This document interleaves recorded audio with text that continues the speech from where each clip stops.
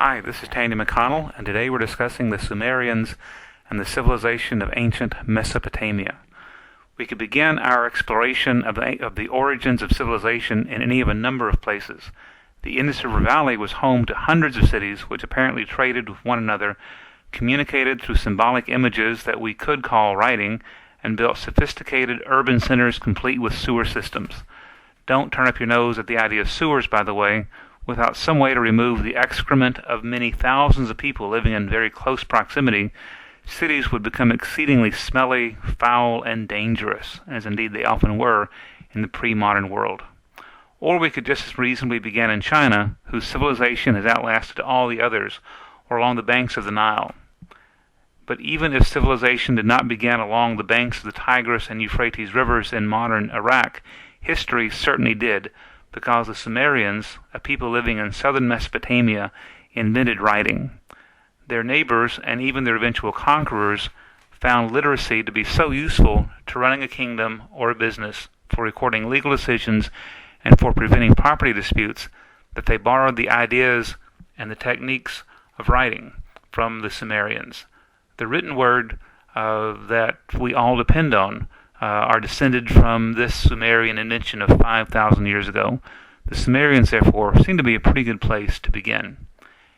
It is generally accepted by historians of the ancient Near East that the Sumerians were a nomadic people with black hair who spoke a language unrelated to any other known ancient or modern language. Around 5000 BCE, they settled down in southern Mesopotamia to establish farming communities. By about 3000 BCE, some of these villages had grown into the kinds of places we would recognize as cities. They were ruled by kings. They traded with one another in beyond the Sumerian world. They invented methods of preserving thoughts by inscribing them onto tablets of soft clay, which, when dried, became permanent. They built temples for their gods and palaces for their kings. They had invented a civilization with dozens of cities. But why would people willingly, as they apparently did, live in cities? Why would they, if they were farmers, provide food for city dwellers, sons for the king's armies, and daughters for the king's harem? Cities were not the natural endpoint of human cultural evolution, after all, but a surprising innovation. People have to give up a degree of freedom to live in or near a city. They have to pay taxes to support a government. They have to obey rules.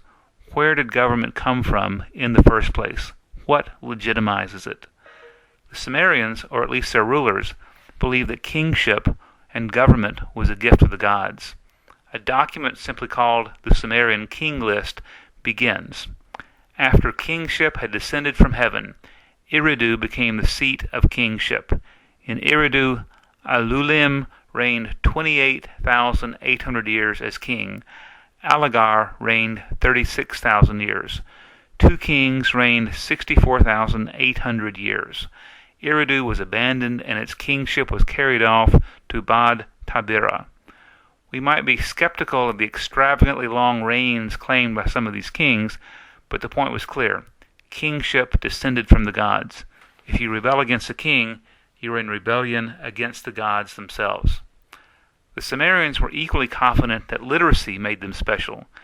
In 2100 BCE, King Shulgi wrote, "Now I swear by the sun god Utu on this very day, and my younger brothers shall be witness to it in foreign lands where the sons of Sumer are not known, where people do not have the use of paved roads, where they have no access to the written word, that I, the firstborn son, am a fashioner of words, a composer of songs, a composer of words, and that they will recite my songs as heavenly writings, and they will bow down before my words." He was on to something. Had he not had access to the written words, neither we nor anyone else would ever have heard of him.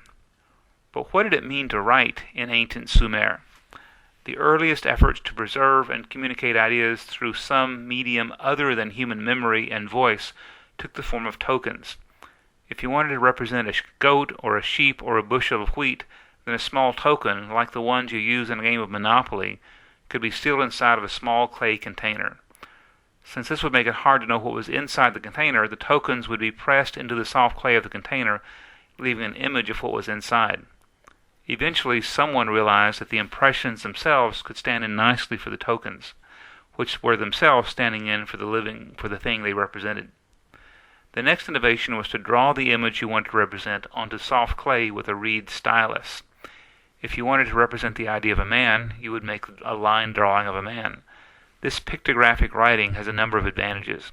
It's easy to remember and to decipher, but it can be time-consuming to draw a lot of pictures.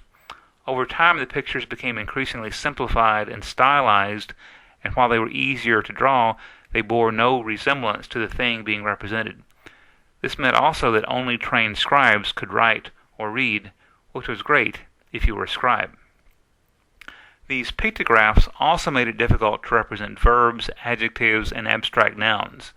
In order to solve this problem, Sumerian scribes began to use symbols to represent not just the thing, but the sound of the word the thing represented. It would be like drawing a picture of the sun to represent one's male offspring.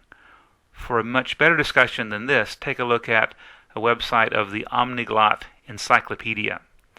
The Sumerians also invented a mathematical notation, a system of representing numbers that remains in use. Sumerian mathematics were sexagesimal. They had a base of 60, rather like we continue to use in telling time or describing the degrees of an angle or in determining a geographical location.